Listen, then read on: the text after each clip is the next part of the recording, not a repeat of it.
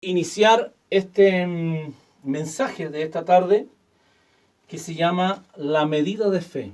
Por título lleva La medida de fe. Y vamos a ir al libro de Romanos capítulo 12, versículo 3. Romanos capítulo 12, versículo 3. Dice así en el nombre del Señor. Dice, digo pues, por la gracia que me es dada, a cada cual que está entre vosotros, que no tenga más alto concepto de sí que el que debe tener, sino que piense de sí con cordura, conforme a la medida de fe que Dios repartió a cada uno. Conforme a la medida de fe que Dios le repartió a cada uno. A cada uno Dios le repartió fe. Hoy día hay gente que dice que no tiene fe. La Biblia dice que todos tenemos fe. Pero algunos tienen una fe alta y otros tienen una fe mediana y otros tienen una fe pequeña. Pero de que tenemos fe, todos tenemos fe. El mismo texto lo coloqué en la versión PDT, que significa Biblia de Dios, palabra de Dios para todos. El mismo texto de Romanos 12:3 dice, por el privilegio especial que Dios me ha dado, les pido que ninguno se crea mejor que los demás. Más bien, usen su buen juicio para formarse una opinión de sí mismos. O sea, un autoconocimiento, una base sólida de quién eres tú y hasta dónde puedes llegar tú. Conforme a la porción de fe que Dios le ha dado a cada uno. Eso lo dice la versión PDT. Fíjate cómo lo dice la versión NBI, que es la nueva versión internacional. Dice, por la gracia que se me ha dado, les digo a todos ustedes, nadie tenga un concepto de sí más alto que el que debe tener, sino más bien piense de sí mismo con moderación, según la medida de fe que Dios le haya dado. Antes de introducirnos al mensaje, quiero contarles lo que dice en el libro de John Guichot. Los que han leído el libro de John Guichot, La Cuarta Dimensión, él cuenta la historia de dos niñas en Corea, si mal no recuerdo, de dos niñas que una evangelista había iniciado una carpa y estaba evangelizando y predicando una misionera en aquel lugar, en aquel sector. Y todas las noches la gente se reunía en esa carpa y de distintos lugares para estar en los cultos. Un día se desata una lluvia y empieza a correr un caudal de río muy grande, muy acelerado, muy fuerte. En ese instante, estas dos chicas que querían ir a la iglesia, y estaba el río allí, y ellas dijeron las dos, no podemos atravesar porque está este caudal de río. Pero una dijo, la otra dijo, pero si tenemos a Dios. Y la Biblia dice que todo lo podemos en Cristo. Y empezaron a declararse fe una con la otra y a ocupar la Biblia. Y dijeron, sí, pues en verdad, sí, si Dios es con nosotros, ¿quién contra nosotros? Y empezaron a ocupar los textos. Y digo esto porque hoy día tú ves en Facebook y tú ves en mucha gente que está declarando textos sin tener un rema de Dios. Como queriendo decir, porque tú subes una publicación a tu Facebook, la pandemia no te va a tocar a ti o a tu casa porque tú eres inmune, porque simplemente subiste un texto. Estas niñas estaban en esa condición y ellas se dijeron la una a la otra, se tomaron de la mano, vamos, en el nombre de Jesús. La Biblia dice que todo lo que atares con tu boca será atado en la tierra. Y ahora, en el nombre de Jesús, así como Pedro caminó sobre las aguas, así también ahora nosotros, en el nombre de Jesús, caminaremos sobre estas aguas. Estas dos niñas se toman de la mano, dan un paso, cayeron al río y murieron ahogadas. ¿Por qué? Cada uno de nosotros tenemos una fe, una medida de fe. Y cada uno debe saber hasta dónde puede llegar, hasta dónde puede ir con la fe que tiene.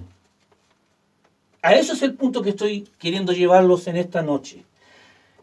El contexto del mensaje yo lo tomé de Mateo capítulo 14, para los que están anotando. Mateo capítulo 14, versículo 22 al 32. Dice en esta versión, enseguida Jesús hizo a sus discípulos entrar en la barca e ir delante de él a la otra ribera, entre tanto que él despedía a la multitud. Despedida la multitud, subió al monte a orar aparte. Y cuando llegó la noche estaba allí solo, y ya la barca estaba en medio del mar, azotada por las olas, porque el viento era contrario. Mas a la cuarta vigilia de la noche Jesús vino a ellos andando sobre el mar.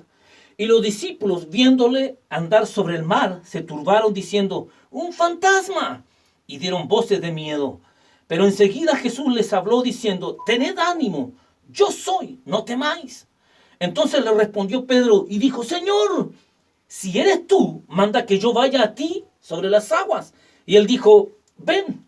Y descendiendo Pedro de la barca, andaba sobre las aguas para ir a Jesús. Pero al ver el fuerte viento tuvo miedo, y comenzando a hundirse dio voces diciendo: Señor, sálvame. Al momento Jesús extendió la mano, asió de él y le dijo: hombre de poca fe, ¿por qué dudaste? Y cuando ellos subieron en la barca, se calmó el viento. Entonces los que estaban en la barca vinieron y le adoraron diciendo: verdaderamente eres hijo de Dios.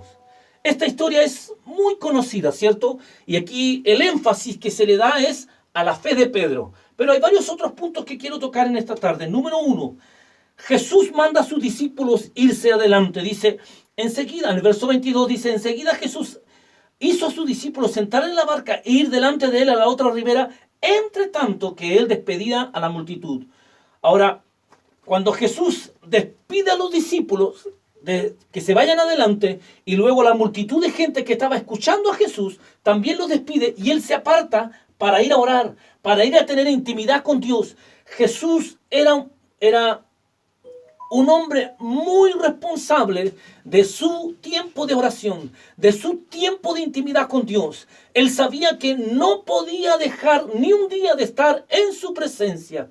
Ahora, Jesús es nuestro modelo. Jesús es nuestro líder por excelencia. Y si Jesús era un hombre que tenía como responsablemente de estar mañana, tarde y noche en oración, pidiéndole dirección a Dios, qué hacer, qué no hacer, entonces hoy día para ti y para mí es la misma responsabilidad de tener una vida de oración. 2, subió a orar. Por eso dice en el verso 23, despedida la multitud, subió al monte a orar aparte. Jesús se apartó. Uno de los mejores horarios para orar es en la madrugada. Yo no sé cuántos de ustedes lo están haciendo o cuántos lo hicieron alguna vez, pero el mejor horario para orar es 3 de la mañana, 4 de la mañana, 5 de la mañana. Es lo más exquisito para tener la intimidad con Dios. Porque es el tiempo donde todo está en calma y tú puedes escuchar con claridad la voz del Señor. 3, la barca es azotada por grandes olas. En el verso 24 dice: y ya la barca estaba en medio del mar, azotada por las olas, porque el viento era contrario. La edad presente para la iglesia será de tormentas. Tenga en mente que los discípulos estuvieron en la tormenta, no porque desobedecieron a Cristo, como lo hizo Jonás, sino porque le obedecieron. Los discípulos se enfrentaron a una tormenta. Y estos discípulos que enfrentaron una tormenta, ¿cierto? No fue por desobediencia, sino porque estaban enfrentando un proceso de prueba. Jesús preparó a sus discípulos todo el tiempo, en todo orden de cosas. 3 años y medio estuvo preparando a sus discípulos.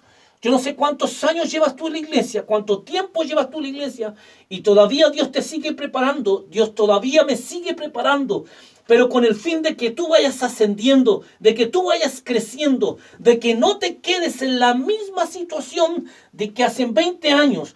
Por eso nosotros establecemos el ministerio de los santos, lo que dice Efesios capítulo 4, el verso 11, de que Dios estableció el ministerio de los santos, de que Dios preparó a los apóstoles, pastores, maestros, evangelistas, los 5 ministerios, para la edificación del cuerpo de Cristo, para preparar a los santos, para que los santos hagan la obra. Dios te está capacitando a ti por medio de mí, y a mí me está capacitando por medio de otra persona para que yo haga la obra, para que tú hagas la obra. ¿Qué obra? De extender el reino del Señor y que todos conozcan a Jesucristo. Entonces, si obedecemos la palabra de Dios, habrá sufrimiento y persecución, pero pronto vendrá Cristo. Hoy día, en algunas partes se está predicando el evangelio de él. Ven a Cristo y se te terminarán tus problemas. Ven a Cristo y no habrá más cesantía, no habrá más escasez, Ven a Cristo y no pasará, nunca más estarás enfermo. Y te prometen esto y te prometen esto otro. Cuando la Biblia dice otra cosa. Bueno, yo tengo una hojita aquí, pero todo está sacado de la Biblia. Porque la Biblia dice otra cosa. Quiero llevarte, que tú que me estás siguiendo allí, en Primera de Pedro, capítulo 2. Primera de Pedro, capítulo 2, versículo 18 al 25. Yo tengo aquí escrito la versión TLA, que es la versión traducción lenguaje actual. Es más fácil de comprender. Dice, a los esclavos les mando que obedezcan a sus amos y que los respeten. Pero no solo a los que son buenos y comprensivos, sino también a los que son malos. Cuando habla de amos en el tiempo presente es tu jefe. ¿Tú tienes jefes que son malos? Sí. Yo tuve jefes que eran malos y que nos trataban mal. Y la Biblia dice que nosotros tenemos que sujetarnos y someternos a esos jefes que nos tratan mal, porque aunque nos tratan mal, Dios lo permitió. ¿Por qué? Porque Dios está viendo tu nivel de fe, de cómo amas a Dios, de cuánto amas a Dios. Continúo, dice, Dios bendice a los que por ser fieles a Él sufren injustamente y soportan el sufrimiento. Fíjate lo que dice en el texto. Dios bendice a los que por ser fieles, te está hablando, tú eres fiel y yo soy fiel. Y te está hablando a ti. Dice, Dios te bendice porque eres fiel. Número 1. Número 2 dice, y porque sufren injustamente y soportan el sufrimiento. ¿Quién no ha pasado sufrimientos? De toda índole estamos pasando sufrimientos, ya sea económico, ya sea de salud, ya sea de esta situación o de otra, pero tú lo soportas, estás sufriendo, Dios ve que estás sufriendo, Dios ve que te está haciendo pesada la carga que tú estás llevando, que yo estoy llevando, de soportar un marido que no te entiende, de soportar una mujer que no te comprende, de soportar hijos que no te entienden. Toda una carga, pero Dios te está viendo tú sufrir. Y porque Dios te está viendo tú sufrir, en un momento Dios va a alivianar esa carga. Pero en ese momento donde estás pasando ese proceso, Dios te está mirando y está viendo tu fidelidad y mi fidelidad. Continúo. Dicen, si alguno es castigado por hacer algo malo y soporta con paciencia el castigo, no está haciendo nada extraordinario. ¿Cierto? El que lo pillaron robando y hoy día está preso, está en la cárcel, no está haciendo nada grave, nada importante para Dios. Porque él simplemente está cumpliendo con algo que él cometió, una falta, y hoy día está preso porque cometió una falta. El que hizo algo malo tiene que vivir la consecuencia. Por eso dice, no está haciendo nada extraordinario, pero si uno sufre, y aquí agrega, pero si uno sufre y soporta el sufrimiento por haber hecho algo bueno, Dios lo bendecirá.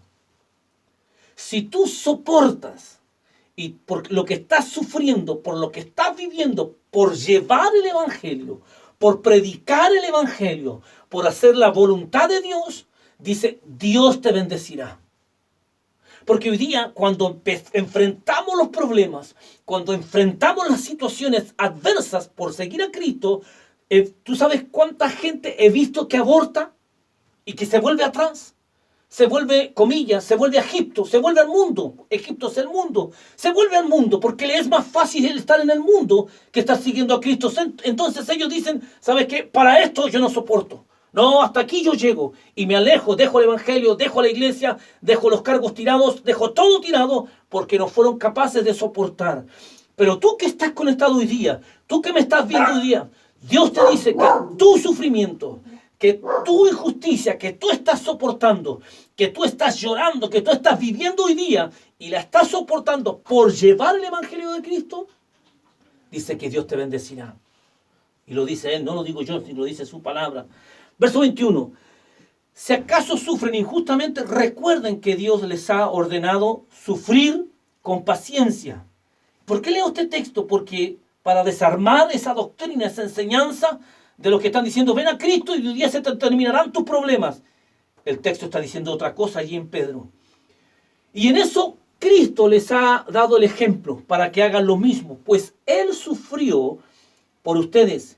Cristo no pecó nunca y jamás engañó a nadie. Cuando lo insultaban, jamás contestaba con insultos y jamás amenazó a quienes lo hicieron sufrir. Más bien dejó que Dios lo cuidara y se encargara de todo, pues Dios juzga a todos con justicia. Jesús nunca, cuando lo maldijeron, cuando lo insultaron, cuando lo castigaron, la Biblia dice que le mesulaban la barba. Mesular la barba significa que le tiraban la barba y le cortaron la barba tirándosela. Los que tienen barba saben que eso es doloroso al extremo. Y Jesús lo soportó, lo golpearon, lo insultaron. Conoce usted la historia profundamente de lo que Jesús sufrió. Y en todo Jesús nunca dijo nada. Nunca habló en contra de los que lo insultaron. Nunca habló en contra de los que lo maltrataron. Nunca maldijo a quienes lo insultaron. Porque cuando te están insultando, cuando te están maltratando, Dios está viendo allí a quienes lo están haciendo. Porque Dios está pendiente. Eso dice la Biblia. Dios está pendiente de la situación que se está gestando allí en tu casa, allí en tu trabajo, allí en tu vecindario. Dios está pendiente de la situación que se está gestando allí. Dios está viendo tu reaccionar. Si te defiendes o no te defiendes. Si no te defiendes, entonces Dios dice, este es mi hijo. Mira cómo lo insultan, mira cómo lo tratan y no dice nada. Él calla y no se defiende. Esa injusticia, Dios la transforma en una justicia hacia tu favor. Pero es necesario soportar y pasar ese proceso. Y eso se logra con fe. Ahora, 4. Jesús viene a sus discípulos caminando sobre el mar y ellos se atemorizaron. Verso 25 dice, del contexto del mensaje que estoy narrando, dice, mas a la cuarta vigilia de la noche Jesús vino a ellos andando sobre el mar. Y los discípulos, viéndole andar sobre el mar, se turbaron diciendo, ¡un fantasma! Y dieron voces de miedo. Pero enseguida Jesús les habló diciendo, tened ánimo, yo soy, no temáis. Ellos se confundieron en la noche, la tormenta, todo. Ellos pensaron que era un fantasma, pero ellos no se daban cuenta que era Jesús mismo. Ahora, 5. La fe de Pedro. Cuando Jesús va, ¿cierto?, acercándose a la barca, Jesús le dice, manda que yo vaya, porque se estaba apoyando en la fe de Jesús. Le dice, manda que yo vaya, porque Jesús tenía la fe, la autoridad en su boca, en su palabra. Por eso Pedro le dice, manda, di la palabra y yo iré. Cuando Jesús sana el centurión le dijo, di la palabra y mi siervo sanará. Entonces cuando Pedro, creo que tiene que haberlo visto, le dice a Jesús, manda que yo vaya. Cuando Jesús le dice, ven, entonces Pedro empieza a caminar. Pero el punto es que Pedro empieza a dudar, porque empieza a mirar el viento, porque empieza a mirar las olas, porque empieza a mirar la tormenta, y empieza a dudar y se comienza a hundir, y se desesperó. Le ruega a Jesús, le dice, Jesús, sálvame. Jesús extiende la mano y lo saca. Y después lo reprende y le dice, ¿por qué dudaste? Hombre de poca fe. No le dijo hombre que no tiene fe, sino que le dijo hombre de poca fe. Este mismo Pedro, fíjate en la historia bíblica, este mismo Pedro, en lo que narra Marcos capítulo 11, versículo 21, dice, no fue a Pedro que Dios le respondió. En Marcos 11, 21, 23 dice, entonces Pedro, acordándose, le dijo, maestro, mira, la higuera que maldijiste se ha secado. Respondiendo Jesús le dijo, tened fe en Dios. Le está hablando a Pedro. Obviamente estaban sus otros discípulos allí, pero le responde a Pedro, porque Pedro le pregunta, mira Jesús, la higuera que maldijiste se ha secado desde las raíces. En ese instante, Jesús le dice, tened fe en Dios. Jesús le responde a Pedro, tened fe en Dios, porque de cierto os digo que cualquiera, fíjate en esto, cualquiera que dijera a este monte, quítate y échate en el mar, y no dudar en su corazón, sino que creyere que será hecho lo que dice, lo que diga le será hecho. Vuelve a repetirle, ¿qué palabra repite? Y no dudar en su corazón. Entonces, la fe sale por nuestra boca, pero se cree en el Espíritu. Se cree. Antes, hablé el miércoles pasado cuando predicó César, hablé de que el rema se recibe en el Espíritu, se embaraza de una palabra, tú la crees y nunca la dudas, sino que tú la crees en tu espíritu y esa palabra empieza a hacerse realidad en el tiempo preparado por Dios para ti. Entonces, Estamos viendo aquí, cuando Jesús le habla a Pedro, le dice, tened fe en Dios. Cambia el nombre de Pedro por tu nombre. Dios te dice a ti hoy día, ten fe en Dios. César, ten fe en Dios. Luis Fuentes, ten fe en Dios. Mónica Cerda, tenga fe en Dios. María, ten fe en Dios. Eso está diciéndote el Señor hoy día. Que lo que Pedro vivió, esa situación, y luego le dice, porque de cierto os digo que cualquiera, fíjate que no añade allí al texto, no está diciendo porque solamente los pastores, solamente los obispos, solamente los apóstoles, solamente los profetas pueden ellos sanar y pueden declarar palabras, sino que le está diciendo, porque de cierto digo que cualquiera que dijere a este monte, quítate y échate en el mar, y no dudar en su corazón, sino que creyere que será hecho lo que dice su boca, lo que diga le será hecho. Pero esto es conforme a que a la medida de fe, conforme a que a un rema que Dios te está dando en una situación determinada. Sigo. Se calmó el viento, verso número 6. Se calmó el viento, entonces creyeron y adoraron los que estaban en la barca. Verso 32 dice, cuando ellos subieron en la barca, se calmó el viento. Entonces los que estaban en la barca vinieron y le adoraron, diciendo, verdaderamente eres hijo de Dios.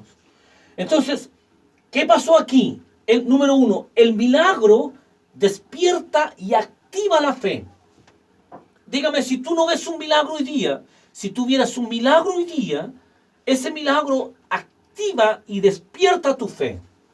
Si tú ves a una persona que es sanada de que estar años en una silla de ruedas y que es sanada en un momento, esa persona que está postrada en una silla de ruedas, esa persona que está postrada en una situación extrema, ¿cierto? Y en un momento a otro es sanada y tú lo ves allí, ese milagro, ¡pum!, activa tu fe. Y eso pasó con los discípulos. Ellos estaban en la barca, ellos ven a Jesús subir a la barca y ven que en el momento la tremenda tormenta, los que han tenido el privilegio de estar en alta mar, saben que una tormenta es terrible y ellos vieron esa grande tormenta, pero la tormenta, ¡pum!, se amainó, se calmó. Entonces eso produjo la fe de ellos se activó, la fe de ellos se alineó con el propósito de Dios. Número 1. Número 2, el milagro, fíjate en esto, el milagro te saca de la condición y te devuelve a la posición. Cuando digo estas dos palabras tienen mucha profundidad.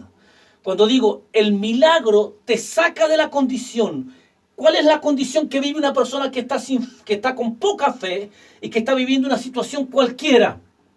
Una persona que está viviendo una situación de enfermedad, una persona que está viviendo una situación de pobreza, una persona que está viviendo que no encuentra trabajo. Esa persona está en una condición de pobreza, el que está sin trabajo. Esa persona está en una condición económica muy mal. Pero en un momento el teléfono suena y le llaman, le dicen, necesito que salga a trabajar el lunes y este es el sueldo. Esa persona, ¡pum!, hace un cambio radical. ¿Por qué? Él está viviendo una condición. ¿Cuál es la condición? Está sin trabajo, económicamente está mal, y está viviendo muchos problemas en su casa económicamente. Esa es la condición. Cuando el llamado telefónico entra, lo saca de una condición y lo coloca en otra posición. ¿Cuál es la posición? Espiritualmente su fe, ¡pum!, se activa, se alinea con el propósito de Dios y lo vuelve a la posición original. Entonces, cuando hablamos de fe, tu fe no está sujeta ni a condición ni a posición. Tu fe tiene que estar sujeta al cielo, a Dios, a Cristo. Porque la Biblia dice, por fe andamos y no por vista. La gente que anda por vista, entonces su fe es de acuerdo a lo que ve. Y tu fe y mi fe no avanza de acuerdo a lo que ve, sino que a lo que cree en el Espíritu. Por eso yo digo esto. Ya hace varios años ya que el Señor me dijo, deja de trabajar y descansa en mí. Y yo dije, Señor, pero es difícil. Y ustedes saben, los que me conocen, que tuve 3 intentos y este es el tercer intento y ya no he vuelto atrás. Porque el Señor me dijo, deja de trabajar y dedícate al ministerio. Y Dios hasta aquí, en todos estos años, ha sido fiel y va a seguir siendo fiel, porque mi fe no está puesta en lo que ven mis ojos, sino está puesta en el Dios que provee, en el Dios que abre y que no cierra. Y cuando Él cierra no hay nadie que abre, lo dice Apocalipsis. A ese es el Dios que tú y yo servimos. Y a eso es lo que estoy apuntando en esta noche. Pues repito, el milagro te saca de la condición y te devuelve a la posición. ¿Cuál es la posición? La posición que tú tienes que tener siempre, de estar pegado en Cristo. Estoy terminando. La fe de una mujer cananea. Mateo capítulo 15, versículo 21 en adelante. Permiso, voy a beber un poco de H2O para refrigerar mi gargantita. La fe de una mujer cananea. Fíjate en la fe de esta mujer. Mateo 15, 21 en adelante. Dice, saliendo Jesús de allí, se fue a la región de Tiro y de Sidón. Y he aquí una mujer cananea que había salido de aquella región clamaba diciéndole, Señor, Hijo de David, ten misericordia de mí. Mi hija es gravemente atormentada por un demonio. Pero Jesús no le respondió palabra. Entonces, acercándose, sus discípulos le rogaron diciendo, despídela, pues da voces tras nosotros. Él respondiendo dijo, no soy enviado sino a las ovejas perdidas de la casa de Israel. Entonces ella vino y se postró ante él, diciéndole, Señor, socórreme. Respondiendo él, le dijo, no está bien tomar el pan de los hijos y echarlo a los perrillos. Y ella dijo, sí, Señor, pero aún los perrillos comen de las migajas que caen de la mesa de sus amos. Entonces respondiendo Jesús dijo, oh mujer, grande es tu fe, hágase contigo como quieres. Y su hija fue sanada desde aquella hora. La mujer viene a Jesús. Jesús le responde que no está bien darle el pan a ella porque ella viene a darle directamente la palabra, la palabra de vida a la casa de Israel, al pueblo de Israel. Y ella lo está tomando desde otra perspectiva y Jesús le está respondiendo desde otra perspectiva. En el contexto, Jesús se sorprende por la fe y la respuesta de esa mujer. Por eso le dice, oh mujer, grande es tu fe. Y sorprendió a Jesús porque le respondió casi con una parábola, digo yo, para que no me critiquen alguno que dice, se equivocó el apóstol, se equivocó, digo yo. Pero eso dice, fíjate lo que le responde a Jesús en Mateo 15, 28, pero en otra versión. Dice, Jesús le dijo, mujer, tienes mucha fe, por eso haré lo que quieres que haga. Y en ese momento la hija de la mujer fue sanada. Le dijo, mujer, tienes mucha fe. Jesús se sorprendió por la fe. Cuando fue el centurión también le dijo, nunca he hallado tanta fe en Israel. Por eso yo decía el otro día, ¿qué sorprende a Dios? ¿O qué mueve a Dios en estos tiempos? ¿Es un hombre o una mujer de fe? A Dios no lo mueve tus lágrimas. A Dios no lo mueve tu llanto. A Dios no lo mueve tu tristeza. A Dios no lo mueve que te estés flagelando el cuerpo. A Dios no lo mueve eso. A Dios lo levanta. A Dios lo mueve un hombre o una mujer de fe. Un hombre que le cree a Dios. El texto de la versión lenguaje sencillo, de Mateo 15, 28 dice de esta manera, el mismo texto que acabo de nombrar anteriormente. Entonces Jesús le dijo, mujer, tú sí que tienes confianza en Dios. Cuando Dios encuentra un hombre, una mujer de fe, dice, realmente él o ella sí me creen. Ellos sí tienen fe. Por eso voy a proveer, por eso voy a dar, por eso voy a bendecir, por eso voy a soltar el ministerio, por eso voy a avanzar con él o con ella, porque tiene fe. No se acomoda, no se asusta por lo que está viviendo, la situación terrible que está viviendo, sino que esa mujer o ese hombre se mueve en fe a lo sobrenatural. Quiero agregar esto. Me recuerdo yo de mi padre, que tenía una iglesia, si mal no recuerdo, en La Serena, por ahí creo, y él en el año 73, cuando ellos iban a ver la iglesia, iba como con 2 o 3 pastores. Y en ese intertanto, cuando ellos iban viajando hacia Serena, iban llegando ya, había un control militar. Y en el 73 la situación era caótica, muy fuerte, muy difícil, peor de lo que se está viviendo hoy día. El asunto militar, etcétera, etcétera. Y cuando van llegando allá, un pastor le dice a mi papá, Le dice, pastor, le dice, está en el control militar, ¿y qué vamos a hacer? Y el pastor se empieza a desesperar. Y mi papá le dice, tenga confianza en Dios. Dios tiene el control, tenga confianza en Dios. Cuando ellos llegan allá al control militar, detienen el auto, un soldado lo hace detenerse, el soldado se acerca, y cuando mi papá para el auto, el soldado viene, se cuadra, lo saluda, y le dice, adelante mi general, le dice, puede pasar. En ese instante Dios soltó y obró un milagro porque mi papá era un hombre de fe y le creía al Señor. Y en ese instante Dios los llevaba a mi papá y a los pastores que iban con él, los llevaba vestidos de generales de ejército. Entonces Dios no tiene límites. Solamente Dios se mueve en un hombre o en una mujer de fe. Los que hoy día están llorando, los que hoy día están sufriendo son porque todavía no le están creyendo a Dios. Simplemente van a la iglesia, no tienen su fe puesta en Cristo. Y eso Dios te está diciendo a ti en esta noche. Levanta tu fe para creer en Cristo. Voy terminando. En el libro de Hebreos encontramos dos tipos de situaciones, pero una misma fe. Esto es tremendo. Yo estoy leyendo un libro que se llama